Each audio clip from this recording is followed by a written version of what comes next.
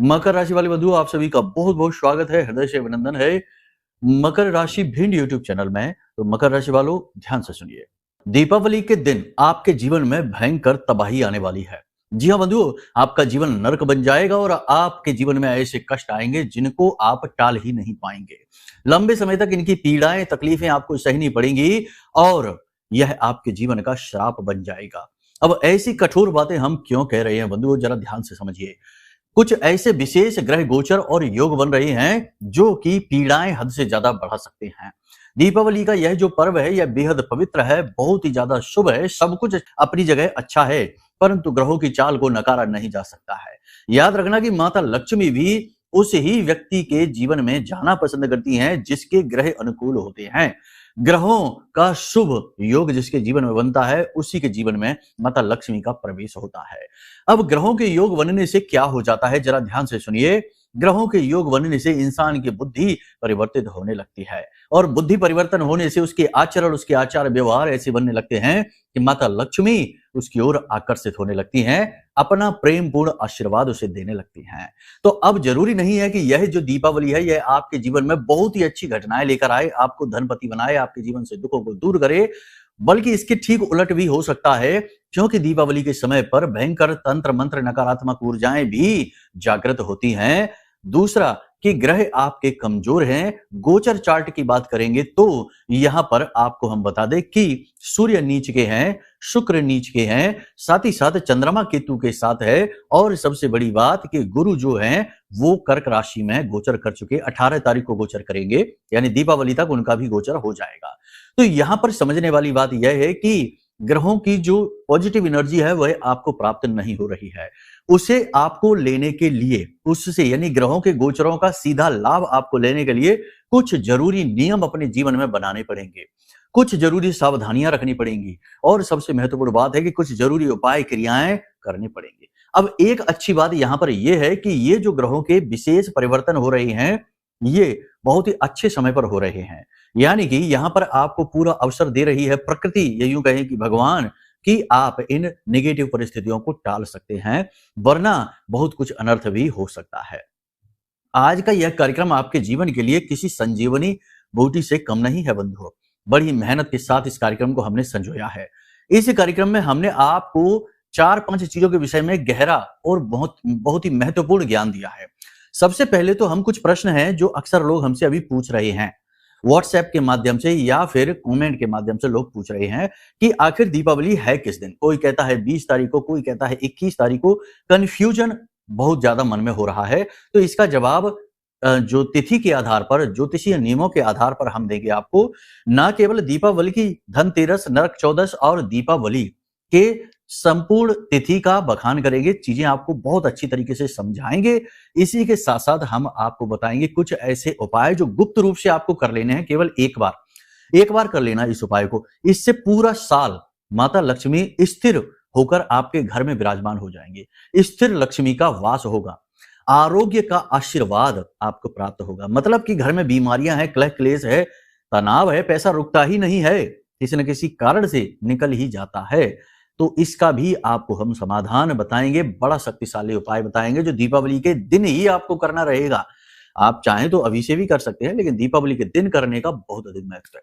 लेकिन इसी के साथ साथ आपको हम एक और ऐसा उपाय बताएंगे जिसे लाल किताब का रामबाण उपाय कहते हैं।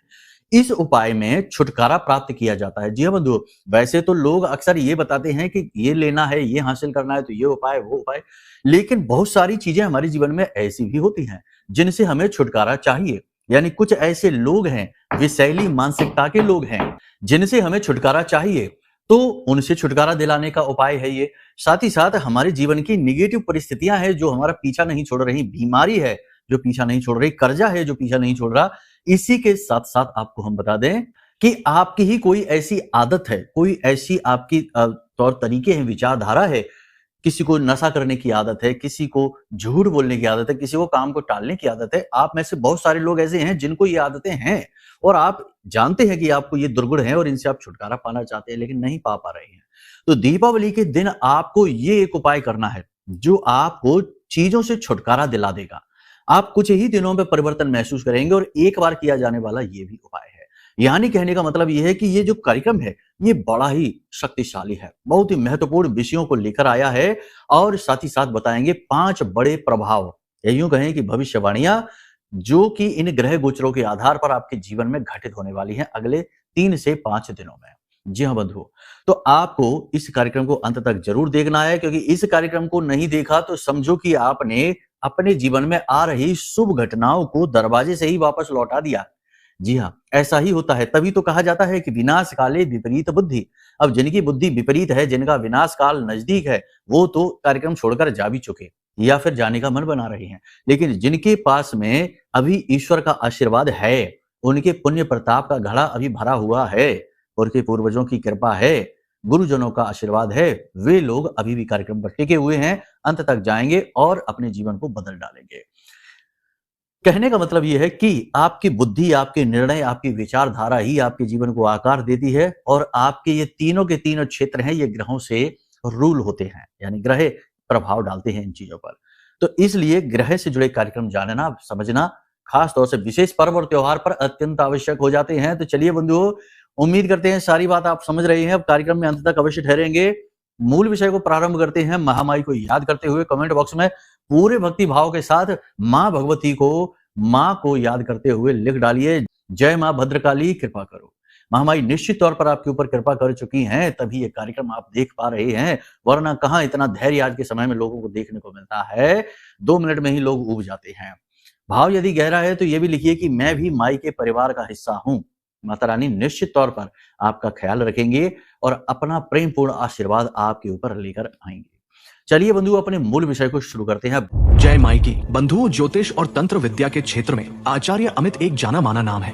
पूज्य गुरुदेव के साधनाओं और ज्योतिष विद्या के अनुभव बेहद दिव्य है। जी हाँ, पूज्य गुरुदेव ने जिसकी भी कुंडली का विश्लेषण किया और कुंडली के अनुसार उसे सटीक उपाय व महामाई माँ बगलामुखी की विशेष कृपा दी, उसके जीवन में सकारात्मक बदलाव तो आए ही है। फिर चाहे समस्या कितनी ही कठिन क्यों न हो, समाधान तो अवश्य हुआ है। अब ऐसे में यदि आप भी अपने जीवन की किसी बड़ी समस्या से जूझ रहे हैं, जैसे कि कर्जा बढ़ता ही जा रहा है, काम धंधा और व्यापार सब रुक चुका है, रिश्ते नातों में तनाव हद से ज्यादा बढ़ गया है, पूरा जीवन ही नकारात्मकताओं से भर गया है, तो ऐसे में यही सही समय है जब आप श्रेष्ठ गुरु से मार्गदर्शन प्राप्त करें और जीवन के अंधकार को समाप्त कर दिव्य प्रकाश की ओर कदम बढ़ाएं। वीडियो में दिए गए नंबरों पर तुरंत संपर्क करिए और अपनी कुंडली का विश्लेषण व समाधान पूज्य गुरुदेव के द्वारा करवा लीजिए। देर ना करें, आपके देवी देवताओं के आशीर्वाद से ये मौका खुद चलकर आपके पास आया है, इसे गंवाना नहीं है।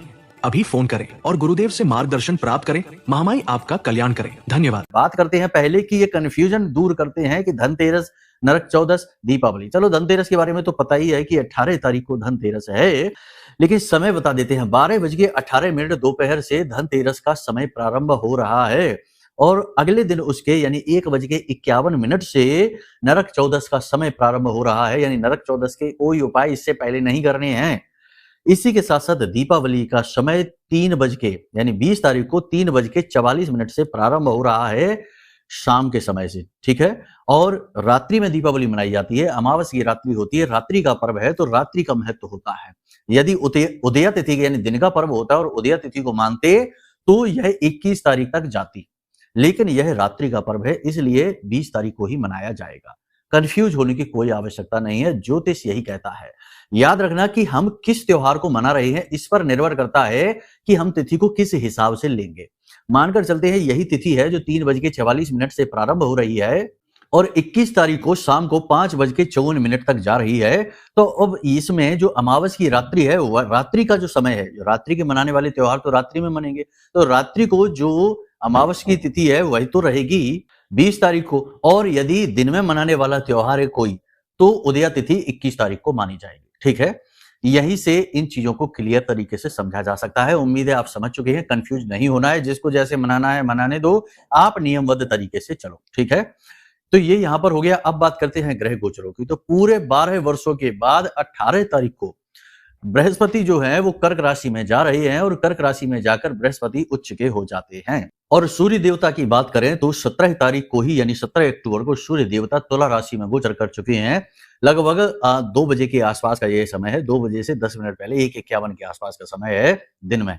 सूर्य देवता गोचर कर चुके हैं, यानी सूर्य नीच के हो चुके हैं, शुक्र नीच के हैं और गुरु जो है ना उच्च के अवश्य हैं कर्क राशि में, लेकिन वहां पहुंचकर मारक हो जाते हैं। यानी अति आत्मविश्वास, ओवर कॉन्फिडेंस बढ़ाएंगे, ज्ञान का अभिमान करेंगे, अपने आप को कुछ समझने लग जाएंगे, ईगो की समस्या आने लगेगी और बात ईगो की वजह से बिगड़ने लगेगी, वाणी खराब होने लगेगी और प्रेम के रिश्ते खराब होने लगेंगे। सरकार से जुड़े हुए मामले आपके हैं वो पेंडिंग होने लगेंगे, आगे बढ़ने लगेंगे। पिता से आपका मनमुटाव हो सकता है, तनाव की स्थिति उत्पन्न हो सकती है, बनेगी नहीं, साथ ही साथ आपके मान सम्मान पर भी आन आ सकती है। थोड़ा अपने आप को देखकर चले, अपने आसपास के वातावरण को देखकर समझ कर चले, लोगों के साथ किसी भी प्रकार से विवाद में, झगड़े में, तनाव में ना पड़े, क्योंकि ये शनि वक्री हैं और राहु भी अच्छी स्थिति में नहीं है, उग्र स्थिति में है। ऐसी स्थिति में ये जो नेगेटिव स्थिति बन रही है, क्योंकि यहाँ पर सूर्य मंगल का भी मेल हो रहा है, तो उग्रता बढ़ेगी, आक्रामकता बढ़ेगी, वाणी असभ्य हो जाएगी, क्रोध का भाव बढ़ेगा, जरा-जरा सी बात पर आपको तिलमिलाहट होगी, काम की अधिकता की वजह से आप प्रेशर में आ सकते हैं, खर्चा बढ़ने की वजह से, क्योंकि खर्चा बढ़ेगा, खर्चा बढ़ने की वजह से आप तनाव में आ सकते हैं। आपको अपने ऊपर नियंत्रण रखना होगा, अपनी बातों को गंभीरता से कहना होगा, हल्के-फुल्के अंदाज में बात आप कहेंगे, लोग आपका मान-सम्मान ही नहीं करेंगे, आपकी बात का महत्व ही नहीं रखेंगे। पीठ के पीछे लोग आपके बारे में अनाप-शनाप बातें करेंगे, आपके मान-सम्मान को गिराने के लिए, आपकी छवि खराब करने के लिए लोग उल्टी-सीधी बातें आपके बारे में फैला सकते हैं। आपको लोगों को इग्नोर करना होगा, छोटी-छोटी बातों को इग्नोर करना होगा और इमोशनली आपको बहुत मजबूत रहना होगा, क्योंकि इस समय चंद्रमा भी केतु के साथ गोचर कर रहे हैं, तो ये एक तरीके का इमोशनली अनस्टेबल वातावरण बनाते हैं। कहने का मतलब ये है कि आपको 3-4 तरीके की परेशानी यहाँ पर घेरने वाली हैं अगले 3 से 5 दिनों में। पहली परेशानी ये होगी कि आपके काम बनेंगे नहीं, काम अटकते चले जाएंगे, रुकते चले जाएंगे, गति समाप्त हो जाएगी कार्यों की। दूसरा ये कि पैसा अचानक से खर्च हो जाएगा, यानी अचानक से खर्चा बढ़ेगा, आकस्मिक तौर पर पैसा आपका जाएगा, जिससे आपका मन खराब होने लगेगा, आपको ऐसा लगेगा जैसे कि चीजें आपके हाथों में हैं ही नहीं। तीसरा, समय भी आपका बड़ी तेजी से निकलेगा, आपको काम करने का मौका ही नहीं लगेगा, आप सोचेंगे कि अभी तो काम शुरू किया और अभी लो पूरा समय निकल गया। यानी कि टाइम भी आपके हाथों से स्लिप होगा और इसी के साथ-साथ मान-सम्मान पर भी आपके थोड़ी-सी क्षति आ सकती है, अपने मान-सम्मान का ख्याल रखना है। किसी के भी साथ कठोर शब्दों का प्रयोग ना करें, जितना हो सके उतना अपनी वाणी पर नियंत्रण रखें। कर्जा लेने से और कर्जा देने से इस समय और काल पर बचें, यह बेहद महत्वपूर्ण है। कुल मिलाकर देखा जाए तो यहाँ पर ये जो समय और काल है, ये नियंत्रण का समय है, धर्म से जुड़ने का समय है, पूजा पाठ अनुष्ठान में भाग लें, विशेष अनुष्ठान कर सकते हैं। 18, 19 और 20 3 दिनों के लिए महाअनुष्ठान आप कर सकते हैं चाहें तो, क्योंकि इस समय पर दैवीय शक्तियां पूर्ण रूप से जागृत होती हैं। ना केवल दैवीय बल्कि नेगेटिव एनर्जी भी जागृत होती है। याद रखना कि जब भी शक्ति जागरण की बात होती है तो शक्ति केवल पॉजिटिव ही नहीं होती, नेगेटिव भी होती है। तो नेगेटिव और पॉजिटिव दोनों के सही तालमेल से ही जीवन का सृजन होता है। ऐसा नहीं है कि आप केवल पॉजिटिव पॉजिटिव पकड़कर बैठे रहेंगे तो आप उन्नति करेंगे, आगे बढ़ेंगे, नहीं, नेगेटिव एनर्जी की भी आवश्यकता है।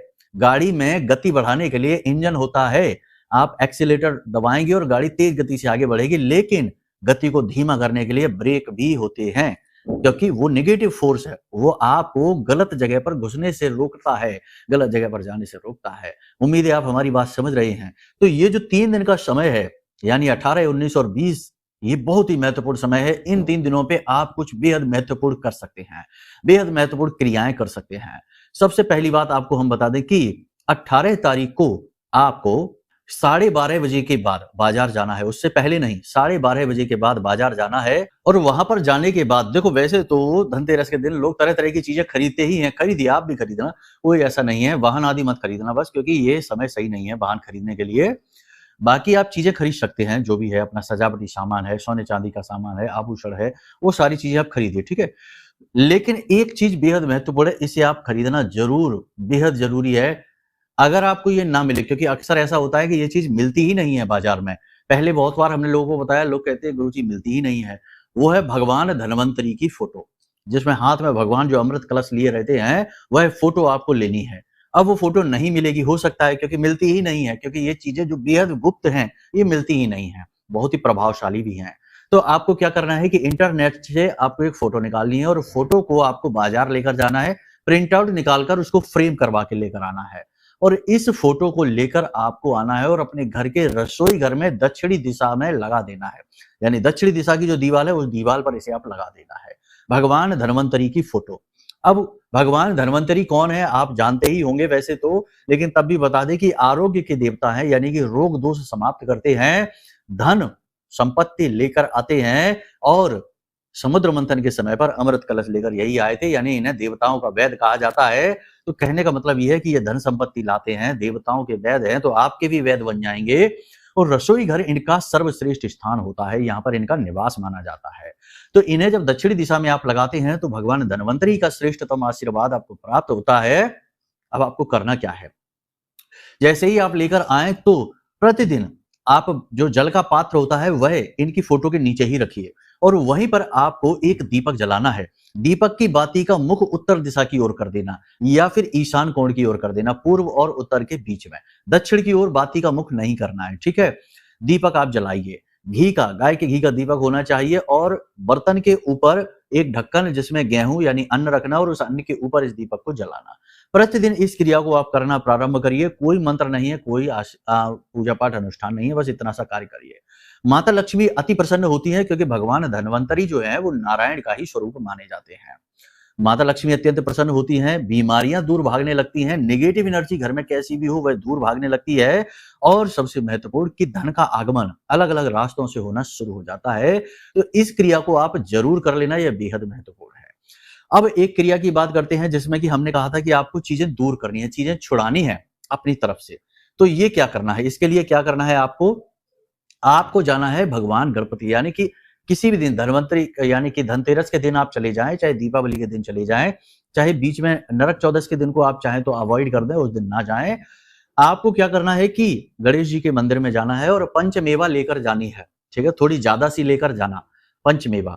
उसके बाद आपको क्या करना है, भगवान के लिए मोदक ले जाना है, घास के, हरी घास के जो तिनके होते हैं उसके गट्ठर 11 गट्ठर बनाकर लेकर जाना है और भगवान के मंदिर पहुंचना है और वहां पर जाकर भगवान की विशेष विधि विधान से पूजा पाठ पंचोपचार से करना है, धूप दीप नैवेद्य आदि से पूजा करनी है। उसके बाद 11 घास के गट्ठर भगवान को चढ़ाने हैं और उसके बाद आपकी जो भी चीज आप दूर करना चाहते हैं, कोई रिश्ता है, कोई व्यक्ति है, कोई आदत है, कोई दुर्गुण है जिससे आप छुटकारा पाना चाहते हैं, तो भगवान गणपति जो है वो रिद्धि सिद्धि के दाता हैं, विघ्न हरता है, शुभ करता है। तो आपको क्या करना है, हाथ में पंचमेवा लेनी है, ऐसे करके इसी विधि से लेना है और भगवान गणपति की मूर्ति के सामने खड़े हो जाना है। नीचे एक बर्तन आप रख लेना कोई और उस बर्तन में धीरे धीरे उस पंचमेवा को छोड़ते जाना और मन में भगवान से यह संकल्प करते जाना, यह निवेदन करते जाना कि हे भगवान, हमारी यह आदत से आप हमें छुटकारा दिलाइए, हमारी इस आदत से, इस दुर्गुण से आप हमें छुटकारा दिलाइए। और धीरे धीरे आप इधर से यानी इस रास्ते से पंचमेवा को नीचे उस बर्तन में गिरा देना, ठीक है, और उसे वहीं भगवान के चरणों में रखी छोड़कर चले आना। 11 घास के गट्ठर जो आप लेकर आए हैं वे घास के गट्ठर अपने घर लेकर आ जाना है भगवान का आशीर्वाद समझकर और उन घास के गट्ठरों को अपने पूजा घर में रख देना है। उसके बाद प्रतिदिन जब आप घर से बाहर निकले तो एक घास के गट्ठर को लेकर जाइए, काम पर जा रहे हैं, ऑफिस जा रहे हैं, कहीं भी जा रहे हैं, और घर से बाहर निकलकर घर से दूर जाकर कोई चौराहा मिले, कोई भी चौराहा मिल जाए, उस चौराहे पर जाकर धीरे से उस गट्ठर को छोड़ दीजिए। 11 दिन तक इस क्रिया को आप करके देखिए, 100% ये उपाय काम करता है। आपको खुद ही महसूस होने लगेगा। कर्जा है, कर्जे से छुटकारा चाहिए, ये कर्जे के लिए भी कर सकते हैं, बीमारी के लिए कर सकते हैं, किसी भी चीज से छुटकारा पाने के लिए इस क्रिया को कर सकते हैं। और इसका सर्वोत्तम दिन है दीपावली का दिन। इस दिन आप करिए, आनंद ही आ जाएगा। इस उपाय को करके आप जरूर देखना और इसके बाद हमें आप बताना जरूर कि आपको कैसे परिणाम प्राप्त हुए हैं। निश्चित ही पॉजिटिव रिजल्ट मिलेंगे। अब हमने आपसे कहा था कि श्री सूक्तम का पाठ करिए, बहुत आवश्यक है। अब यहाँ पर 2 बातें हैं। यदि आप शत्रुओं से परेशान हैं तो मां बगलामुखी हमारी आराध्य देवी हैं, इनकी कवच साधना प्रारंभ कर दीजिए 3 दिनों के लिए। 3 दिन यानी कि 18, 19 और 20 के लिए कवच साधना प्रारंभ कर दीजिए। बेहद आवश्यक है, 7 कवच पाठ प्रतिदिन आपको करने हैं। 3 दिन की साधना संकल्प लेकर कर लीजिए। और यदि आप लक्ष्मी यानी धन लक्ष्मी का आगमन चाहते हैं, पैसे के लिए परेशान हैं, तो आप श्री सूक्तम की साधना कर सकते हैं। श्री सूक्तम का आप 7 बार पाठ करेंगे। मेहनत लगेगी, समय लगेगा, ये बात निश्चित है। मेहनत लगेगी, समय लगेगा, लगने दो, कभी कभी करना पड़ता है। तो 7 बार श्री सूक्तम का पाठ एक ही स्थान पर बैठकर करना है। संकल्प लेकर इस क्रिया को करना है।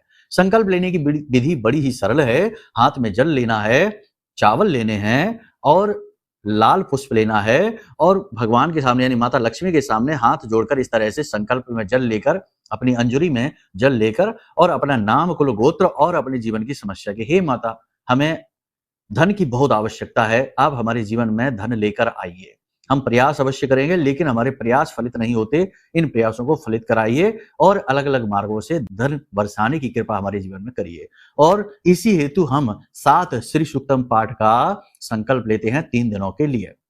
इस प्रकार से आपको संकल्प लेना है और जल जमीन पर छोड़ देना है। और इसके बाद आपको प्रतिदिन निश्चित समय पर, रात्रि के समय ये क्रिया करनी है, निश्चित समय पर बैठकर श्री सूक्तम का पाठ करना है। बस इतना सा करना है। और इसी के साथ साथ शत्रुओं से छुटकारा पाने के लिए, कोर्ट कचहरी में विजय पाने के लिए या निगेटिविटी से छुटकारा पाने के लिए मां बगलामुखी का कवच पाठ, 7 कवच पाठ की 3 दिन की साधना कर लो। बस इतना सा ही कर लो। देखो, गृहस्थ हो, गृहस्थ लोगों के लिए इतना ही बताया जाता है। मंत्र साधना गृहस्थों को नहीं बताई जा सकती है, उसके लिए प्रक्रियाएं बड़ी हैं, तो वो बाद की बात है। फिलहाल इतने से ही आपको काफी आनंद प्राप्त हो जाएगा।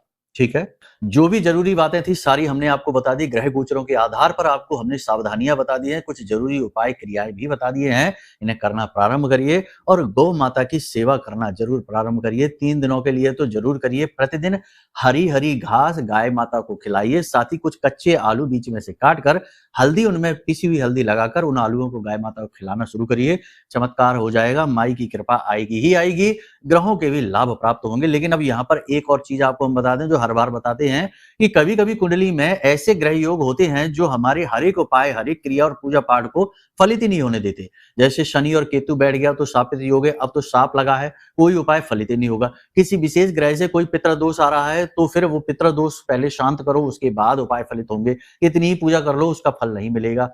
गुरु चांडाल योग बन रहा है तब भी पूजा पाठ का फल नहीं मिलता है। बहुत सारी योग युतियां हैं जिनकी वजह से जीवन नर्क बन जाता है। लाख पूजा करिए, उपाय करिए, कुछ भी फलित नहीं होता है। तो पहला काम यह है कि आप अपने प्रारब्ध को सुधारिए, यानी कि कुंडली के उन दोषों को जानिए और उसके आधार पर उपाय करके उन दोषों को दूर करिए। फिर आपके जितने भी पूजा पाठ कर्म है सबका फल आपको मिलेगा। यानी अचानक से जीवन में गति आ जाएगी जैसे ही आप इन दोषों को शांत करेंगे। इसके लिए आप अपनी कुंडली का विश्लेषण कराइए, ये सबसे महत्वपूर्ण विषय है, इसे बिल्कुल न टालिए। जितना टालेंगे उतना ही परेशान होंगे। ठीक है, नंबर वीडियो में दिया गया है, हम आपकी कुंडली विश्लेषण करके दे देंगे। चिंता नहीं करना है, सारा काम शुद्धता के साथ होगा। महामाई मां बगलामुखी की कृपा और आशीर्वाद के साथ होगा। ठीक है, कुछ भी गलत नहीं है, बिल्कुल भी संशय मन में लेकर नहीं आना है। सेवा भाव है, उसी भाव के साथ जुड़ जाइए माई के धाम से। ठीक है, इसी के साथ साथ हम आपको बताना चाहेंगे कि आज का ये जो निगेटिव वातावरण है, इससे बच पाना बहुत मुश्किल है। तो इस निगेटिविटी में लोग तंत्र मंत्र कर रहे हैं, नजर टोना टोटका कर रहे हैं, तमाम तरीके की क्रियाएं कर रहे हैं, जिससे कि बहुत सारे दुख जीवन में यूं ही अनायास ही घुसे चले आते हैं और जहां तक परेशान होता रहता है। तो सर्वश्रेष्ठ ये रहेगा कि आप यह महारक्षा कवच भी ऑर्डर अवश्य कर लें। इसके साथ ये होगा कि आपके जीवन में अचानक से निगेटिविटी दूर हट जाएगी, आपको तुरंत इसका फल प्राप्त होगा। जिन लोगों ने इस महारक्षा कवच को मंगाया है उनके बड़े विचित्र अनुभव हमें देखने को मिलते हैं। कुछ लोग कहते हैं कि गुरुजी हमारे रोंगटे खड़े होने लगते हैं, और कुछ लोग कहते हैं कि गुरुजी हमें तो रात्रि में माई के दर्शन ही हो गए। बड़ा ही अजीब है, क्योंकि इस महारक्षा कवच में महामाई की शक्ति समाहित है। माई के सिद्ध मंत्र से यह जागृत अभिमंत्रित है। यह कोई साधारण कवच नहीं है, बहुत ही छोटी सी दक्षिणा के साथ यह आपके लिए उपलब्ध है। तो आप इसे भी ऑर्डर कर लीजिए और कुंडली का विश्लेषण भी करा लीजिए। इसके बाद आपके जीवन में जो भी कष्ट है उनका पूर्ण शमन हो जाएगा। फिर रास्ता खुलेगा आपके सौभाग्य का, आपके दुखों से मुक्ति का। ठीक है, सलाह देना हमारा काम है, गुरु का यही कार्य होता है, मार्ग दिखाना। चलना ना चलना चेले का काम है। आपकी मर्जी रहेगी, जैसा चाहे वैसा। जो भी सेवाएं, जो भी आपको सुविधाएं चाहिए, आप धाम पर जो नंबर वीडियो में दिए गए नंबरों पर फोन करिए, आपकी पूर्ण रूप से सेवा की जाएगी। माई ने हमें यहाँ इसीलिए बिठाया हुआ है। जब तक माई का आदेश है, बैठे हैं, जिस दिन आदेश आएगा हट जाएंगे। उन्हीं के आधार पर ही तो चल रहे हैं। चलिए, उम्मीद करते हैं सारी बातें आपने समझ ली हैं। अब माई के लिए भाव प्रकट करिए पूरे भक्ति भाव के साथ कमेंट बॉक्स में फिर से लिख डालिए, जय मां बगलामुखी कृपा करो, रक्षा करो। हमारे प्रिय और परम पूज्य आचार्य जी ने अपनी साधनाओं के अनुभवों पर आधारित शक्तिशाली उपाय और क्रियाओं के माध्यम से हजारों लोगों के जीवन को पूरी तरह से बदला है। आचार्य जी के द्वारा बताया गया हर एक उपाय इतना सटीक और कारगर होता है कि जो भी इसे पूरे भाव के साथ कर लेता है उसे साक्षात महामाई की कृपा और आशीर्वाद प्राप्त हो जाती है। इसलिए निसंकोच इन उपायों को पूरे भाव के साथ करिए, आपका कल्याण होगा। जय माई की।